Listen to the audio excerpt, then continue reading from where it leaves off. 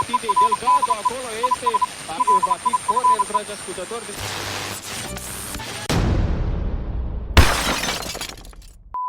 Just, go for it, do it. Okay. Spider-Man does whatever a spider can. Can he swing from a web? Yes, he can. That's wrong. Doesn't matter. Close enough. Welcome back to Verde Broadcasting at 6 p.m. on an undisclosed date on a Monday. Woo! That's the future, this is the past. That's the one. I am Duncan Casey, actor of stage, screen, and occasionally the odd advert. This is Richard Jackson, he of behind the camera fame usually, and professionally very good. I don't know. Not really. This is a post-lunch coma. Yeah, absolutely. Food coma at the moment. Indeed. But welcome back. Today, as you will have seen from A, the thumbnail, and B, the description and title of this video, we are going to talk about Spider-Man 3, Sam Raimi's Spider-Man 3, which is weird considering we haven't done any of the other ones, but that's all right. It's opportunistic slagging because there's a new Spider-Man film out. I think so, yes. Yeah, so there we go. Probably use this one first, eh? Yeah. Well, I think there's probably, of all of them, this one has a lot, maybe the most to be discussed. I don't know. Yeah. Arguably, yeah. I'd say there's definitely a lot to be said. So 2007 it came out, if I'm not mistaken, and I remember going to see it in the cinema. Obviously, I was a big fan of the first two, and I had the computer game, which I probably still have somewhere. That was an early 360. Well, not that early. It was a couple I remember. Yeah, because the Spider-Man 2 game was very, very good. Yes. And the Spider-Man 3 game less. No, it was good. I mean, it was obviously graphically hugely improved, but it also, as a sort of, again, they did this with Superman Returns as well. The game tie-in was a very good Spider-Man simulator, but as a game and as a story, it wasn't terribly good. But the mechanics of swinging around and doing all your stuff was very well done, I thought. So it was a big deal. I remember when this was being touted around, and I remember the trailers coming out. This is in now that era of trailers being released online and clips, and TV spots, and God knows what. And there were always little glimpses of Venom. QuickTime website. No, not even that. It was just YouTube. YouTube was around now. Nice. No, I remember seeing it all on YouTube, and I remember obsessively watching loads of it because I was trying to see. It was so hard to glean what was going to come from this. I mean, obviously the story wasn't so much, but it was just like, what is going to be in this film? Is this good? I don't know if that's a good thing or a bad thing. Seeing Venom. I remember right towards the end of the marketing campaign, they started showing Venom because obviously we'd seen that the black suit was involved, but we didn't know if we were going to get Venom. And then obviously it started to become apparent that he was going to be in it more. And it was like, oh, okay. But there was no. This is all that information without knowing how it was going to shake down and what they were going to do with it, which I'm mentally compiling how to dissect this shitstorm. The more you're saying, the more I'm going like, oh yeah. So obviously, just as a sort of very weird, brief plot synopsis, recappy type thing, it takes, frustratingly, I think it starts us off too close to the events of Spider-Man 2. So it's kind of like Peter Parker and MJ together, but it's like still quite early in their courtship in a way. And Peter Parker is painted as this kind of arrogant, or narcissistic shit who can't stop talking about or relating everything back to himself. And they have a very toxic relationship, and that's played out. It's sort of true in the other films, but more so here because they're actually together. And then Sandman's a thing because he's got a daughter who's sick, so it's okay to do crime. But even though he's an escaped convict. Also, he killed Uncle Ben. Yeah, apparently. God, the retconning of that is just painful. Which makes Peter Parker way more of a murderer. Not that he wasn't before, but the fact that he kind of effectively killed the guy who he thought killed Uncle Ben before. He didn't actually do it. So. Yeah. Does he kill the guy in Spider-Man 1 then? Well, he doesn't kill him, but he falls backwards out the window and he doesn't do anything to save him. Okay. I was trying to remember. It's been a while since I watched Spidey 1. Yeah. Okay. I think because he does do... what does he do? Doesn't he do like a flip and kicks the gun out of his hand, but he backs up and falls over a piping out the window, and it's like, well, he could have easily stopped that. Could have Spider-Man'd him. Yeah, and he says good riddance, doesn't he? I can't remember. I think that's what he says to him. I find it quite hard to watch Spider-Man 1. Really? It's just because Spider-Man 2 is so much better. I don't think it's so much better, but I do think it's better. I think it's miles better. I love them both. Like I was nuts for Spider-Man. When Spider-Man 1 came out, it was like I always liked Spider-Man. Spider-Man was my favourite Marvel character, right? And Raimi was one of my favourite directors. Yeah. So it's kind of like fucking Sam Raimi's making a Spider-Man film, shit. So I saw it in the cinema like twice. Right. When Spidey 2 came out, I was just kind of like, this is tons better. Like, it felt like it was hitting its stride at that point, I think. You know, and they really, I love Spider-Man 2 as well. But Spider-Man, what's odd about Spider-Man 3 is it's like you had this kind of. It was almost like it had to be bad because it was the third one. It didn't feel like any need for it to be it's bad. It's like an obligation that, it's a okay, weird now thing. guys, we're making a third one. Let's make it awful. Well, it's a weird thing, isn't it? Because it wasn't like... So compare it to something like the Dark Knight trilogy, which should be called the Batman Begins trilogy, really. But let's call it the Dark Knight trilogy. That, again, I mean, I'm not as fond of the third film, obviously, as I am the other two, but I feel like because they were writing to a conclusion, that's what perhaps hampered that a bit. But that's not what's happening here. You know, we're not conclusively saying anything. It's all second act still, really. It would appear what's happening here is that, because this is under kind of Avi Arad, Amy Pascal and Sony. And Sony, it's the cliche, the studio fucked with it argument, but it is what happened. It's definitely what happened, You know, they couldn't leave well enough alone. They had a good formula. They had a strong director who knew what he was doing, but so Sam Raimi's version of Spider-Man is very, because Sam Raimi is someone who always has an eye on classical Hollywood, right? Yeah, right. So like, I relate this back to things like I said about Barry Sonnenfeld as well. In a very different way, he's doing classical Hollywood. So like the first two Spider-Man films, and this one by extension, are kind of classic style films, classic big studio productions on every level, in my view. And I think that's in its scripting and in its performance and in its framing. And you know, he's a big fan of the Three Stooges, for example, and it's got kind of screwball humour in it.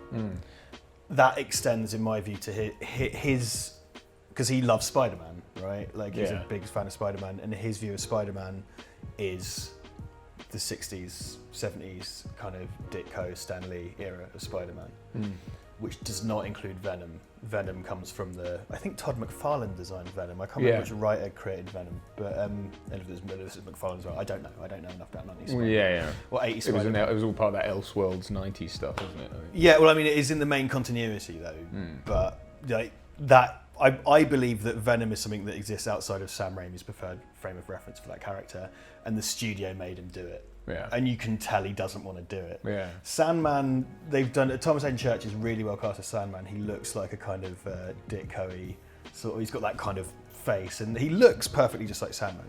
Yeah, and the effects are all good, but the character work just isn't there as far as the screenplay is concerned. I don't think it's just not. He's an effect. Yeah, this is a very good effect. But an effect, arguably so. Yeah. And the so, but not used to great effect. Not they. I'm looking at the wrong camera. Sorry.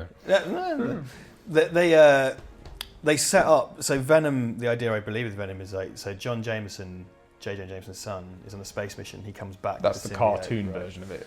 I think it's the comic one as well, though, isn't it? That it comes back on a space mission, doesn't it? Secret War. It's Secret War. Yeah. It's Secret War. You're absolutely right. Yeah. Okay. Well, they tee up that they might do a version of the cartoon, I guess, in Spider-Man 2. Well, exactly. That's what I thought was going to be the case, but a glob of shit falls out of space, and then a man falls in a Sandman maker, because the only purpose for that machine is for making Sandmen, as far as I can tell. Yeah, exactly. And then off you go, and it's like, what? Like none of this feels. So it very much feels like a film that Sam Raimi was making by contractual obligation. And he's come out recently and said that he's still really sad he never got to make his Spider-Man 4 because he would have. Yeah, he did. I think he was on the Nerdist or something where he was talking about it, and he was very open about what happened, what went wrong with Spider-Man 3, and he said, it's not the film he wanted to make and everything. But there's all that you can see it online. There's lots of. Production art and stuff for Spider-Man 4, and that it would have had Vulture in it. And Bruce Campbell as Mysterio. But that was a throwaway gag apparently at the start. Yeah. So the idea was it was supposed to tie up all his cameos because he was Quentin Beck the whole time. Yeah. Because even in those storyboards, he's like got a gut. Yeah. Would have been great. He takes the bowl off, and it's just him and that. But it was the thing. It was a sort of almost RoboCop moment of him going book him and throwing him in the precinct. And speaking, just to bring it back around to that, Bruce Campbell's cameo in this is fantastic. I mean, they're all fantastic. But probably the highlight of the movie in a way. It really is. I think it's Basil Fawlty via a French waiter, basically. Because it's all the bit where he's like getting the wrong signal, and he's like, and he's like, he's sending them all back, and I can't remember what he that says. look he throws when he goes, he's like, and then he goes, and like throws them all back, and he just goes.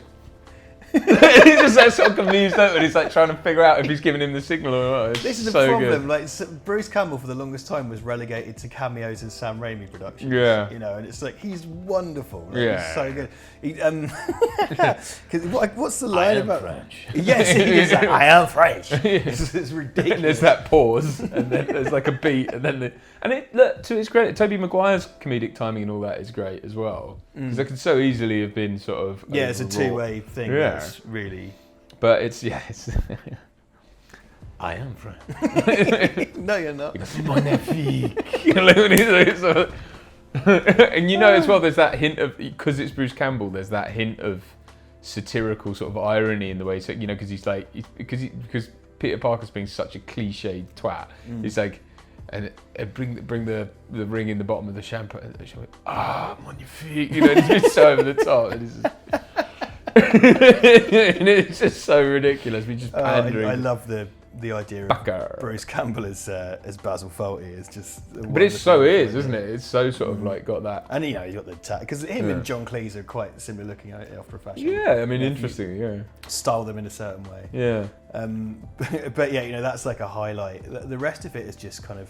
It's just strange ill-judged. decisions. It's very ill-judged, and like you say, I think it speaks of a director who's kind of had everything taken out of his hands, and he's just gone, right, well, fuck you, I'm gonna, damn it.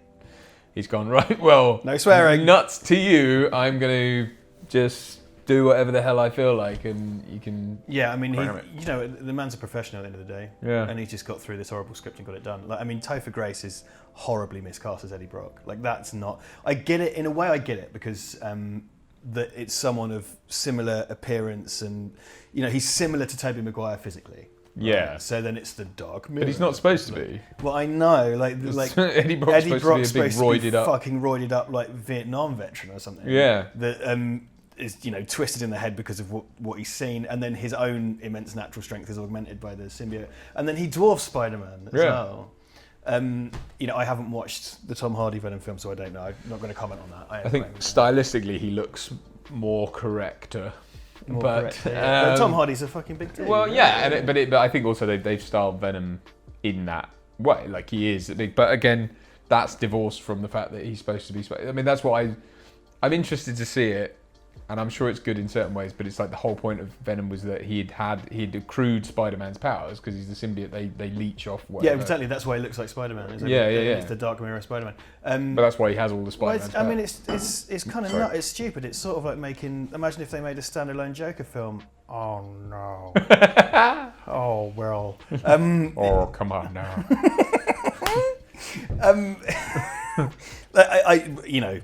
Anyway, that's another topic.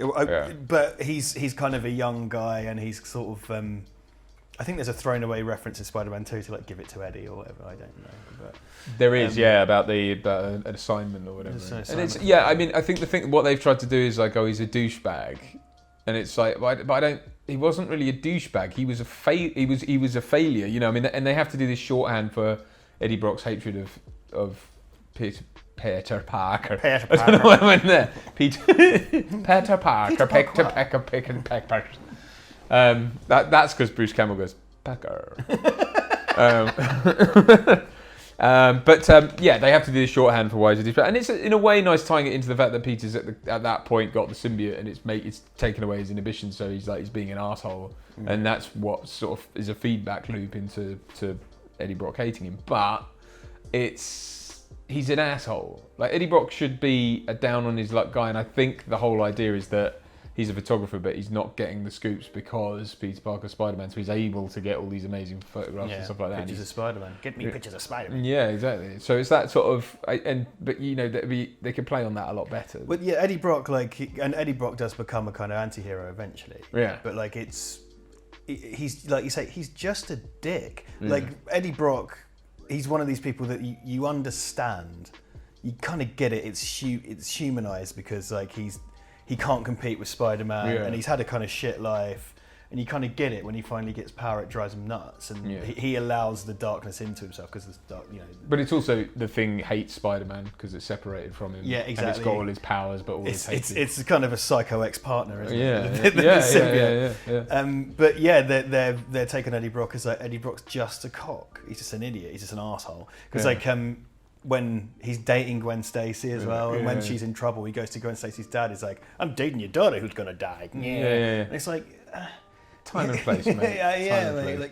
And that's another stupid coincidence that he happens to just turn up next to her dad, right, as she's in the.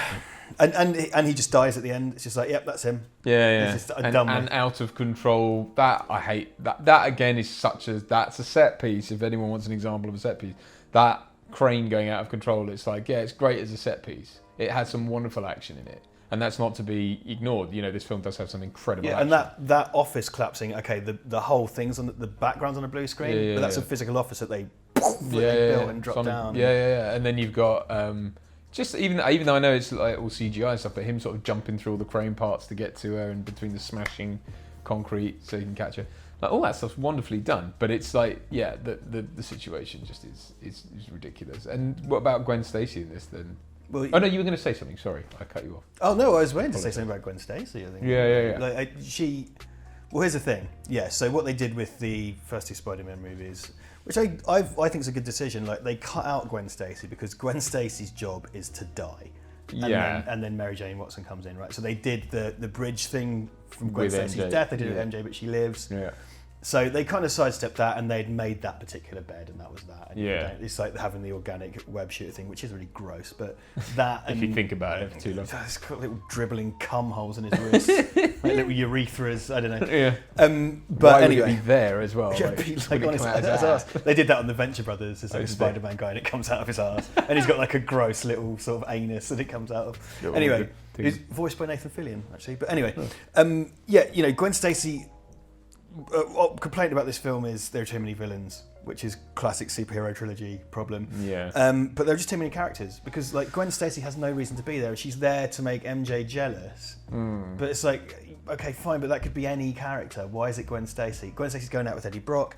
Captain Stacy, who's James Cromwell, is just in it as well. Yeah. It's just too much. And it happens to be he's the one who tells them the story that what's Sandman's real name? I can't remember. He's the guy who. Yeah, John. He's got a cool name. Flint Marko. Flint Marko. That is a cool name. That is a very cool name. Thomas Hayden Church is perfect casting for that. Oh, and a wonderful actor. I mean, again, I don't really think actually any of these actors are bad. I don't think Tobey Maguire's bad. He's just given bad shit to do. And it's like, again, we're shown a relationship with MJ that's actually become very broken and toxic, and yet we're supposed to root for it. Because he does the upside down kiss thing with Gwen. It's like, why would you do that? I know. Like, in front of your fucking girlfriend. He's an arsehole. I mean, the good thing is we don't land on. There's a reconciliation at the end, but they're not together. Yeah. And I'm like, that's. And I'm sure Spider-Man 4 would have dealt with that. But I mean, it's nice to have that bittersweet thing, I think, of like, because fucking Harry dies the same way that his dad did. But the blade that pierced his body was from his killer. That's Bill Paxton's dad. I know. But he looks more like Skeletor. Imhotep. Who is it he looks more like? He looks more sort of like someone who I can't really think of right now. But anyway, sorry. That's very well done, Duncan. Another one for the... Bless him, right? Yeah. Because I just feel like he shouldn't be going through the rigours of fucking screen acting at that point. Or employed as a butler, if we're talking about the character's name. You know what I mean? It's like, dude, you should be making him sandwiches, you sick fuck. Get us some food, Bernard. Right away, sir. And then it cuts to them making omelettes. Yeah, because he had a stroke. On the way to the kitchen. I'm sorry, sir. It appears my left side has stopped working. Tell us about the Revolutionary War again, Bernard. Yeah. Well, what was George Washington like? What was Jesus like, Bernard? Because damn, he's like, but he sounds like Grandpa Simpson. Supposedly, the concept originally was that the butler was going to be a figment of his imagination as well. Yeah, apparently. So that's on the DVD. Well, again, that plays into the whole idea of he says, "Can you get us some food?" And then they're making, it's like that is a possibility. Harry's not well. Yeah, you're not well, sir. But that whole reveal to him that it was his dad's fault, it's like that's such a bad payoff. It's not a payoff at all. It's terrible. The whole thing's so bungled. Yeah. That's the thing. I can't remember. I'm pretty certain my experience. We all went to see this in the cinema because I dragged everyone to Spider-Man 1 because I was kind of like, Steve, dead guy, Spider-Man. And then Spider-Man 2, Spider-Man 1 went down so well. Spider-Man 2 sold itself. So then we were all there opening up for Spider-Man 3. It's like, you know that bit in The Producers when they first performed Springtime for Hitler and the whole audience are going, it was sort of like that. It just like... Well, what frustrated me, I suppose the third one more so than the other two, was again, like I say, I had a sort of dot to dot in my head from all the TV spots and trailers. So I knew certain things were going to happen, but I was like, oh, but how? Oh, this is going to be really exciting. They're going to show us this and how the symbiote's going to get there. I can't wait for the, because in the original, Shocker and the Rhino are involved and stuff like that. This is a sort of proto-Batman versus Superman in that you've got this really long film with tons of characters, but lots of dead air, lots of... Because it's like 2 hours 15 or something. It's quite long. It's way longer than it fucking needs It's to no be. BVS, which sounds like some sort of Bovril drink. So I want I come for a cup of BVS. Beefy S. Beefy S? Which is the S stands for shit. But no, it's... or hope, as it were. But it sort of manages to not... You know what I mean? In that time frame, I think you could tell a taut, but... or tight story, but you could develop those characters. There's more room, rather than spending time on... things taken out. Yeah, lazy shit like amnesia and stuff like that being thrown in. Yeah, the kind of amnesiac shit. And we should talk about New Goblin as well. Yes, that's, and it's a, I've seen James Franco in quite a lot of stuff where he's been very good. This is a weird performance. I don't know if he's just checked out. So, James Franco, say what you like about him, he is a man who has pretensions. He's well, this is performance art, and it's like, what, you mean the time you tried to finger that 16-year-old Glaswegian girl? Okay, fine. But look it up. Okay, I can't guarantee the fingering happened. But anyway, allegedly. So he's someone, I think it was at that point in his career where he decided he was an artist and sort of started to check out a little bit, and it's like, and it comes off in that performance.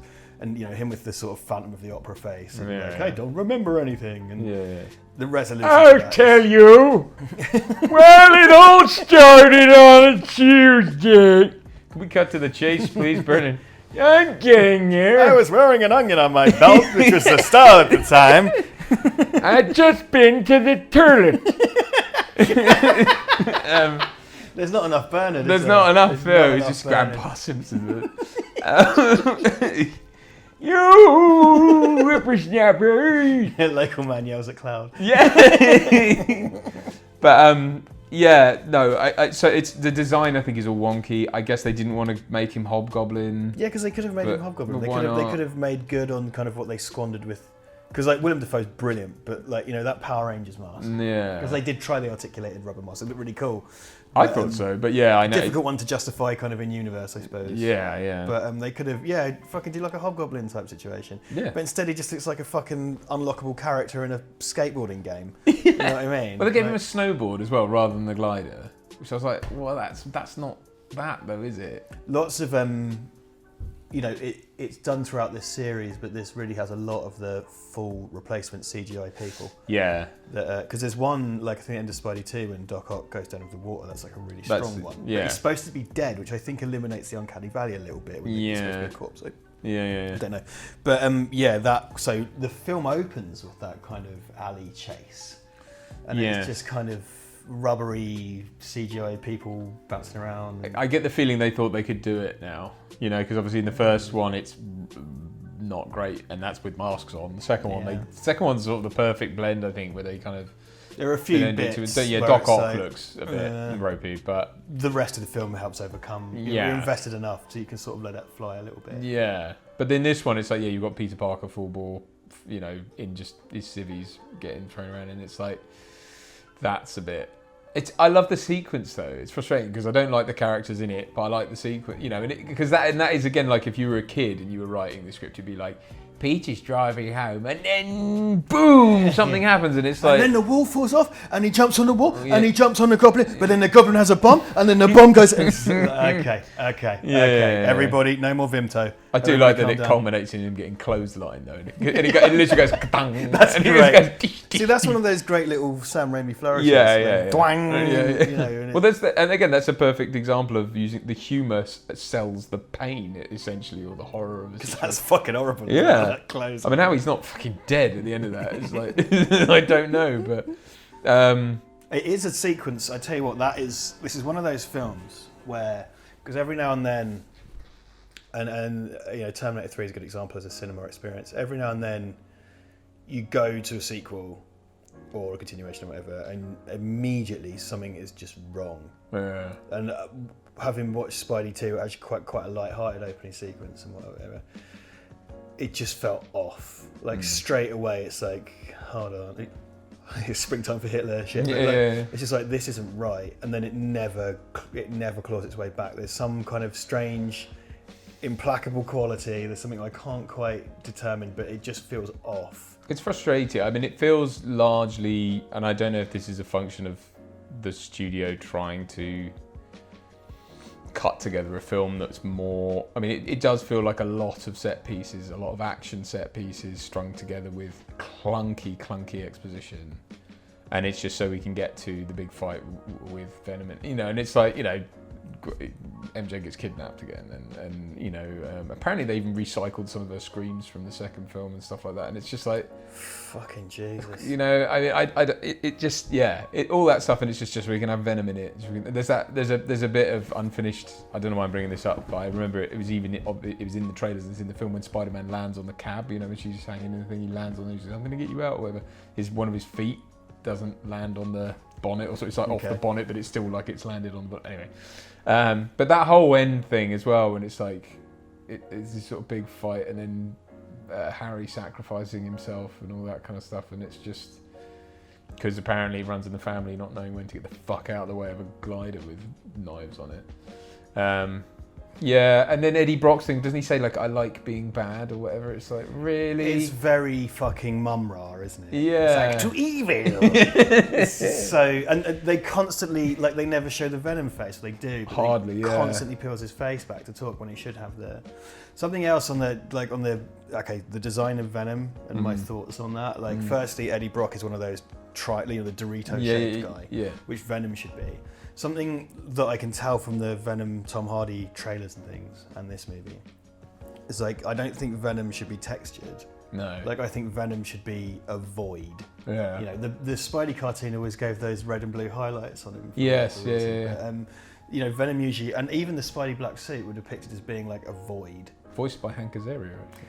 Yeah, he did Mysterio as well, apparently. I think so, yeah. Yeah, someone said that it comes to the day, which I did not point out. They should have the big white spider thing. Yeah, and, see, and now the in the hand. Tom Hardy movie, you can't do that. Because No. the Spider-Man's still there. They But allude to it. The white patches. They put like white in the kind of, because he looks like a sort of oil slick with like paint almost swirling in it and stuff like that, which I think is a good, if you can't do that, then yeah, I think that's fair dues. That kind of, because I don't like the black costume just being a black version of Spider-Man. No, costume. I don't. Like, it should just be a black void with white eyes and the white bits, because then it's kind of, you know, it looks evil, but it has hints of good because of the white. Yeah.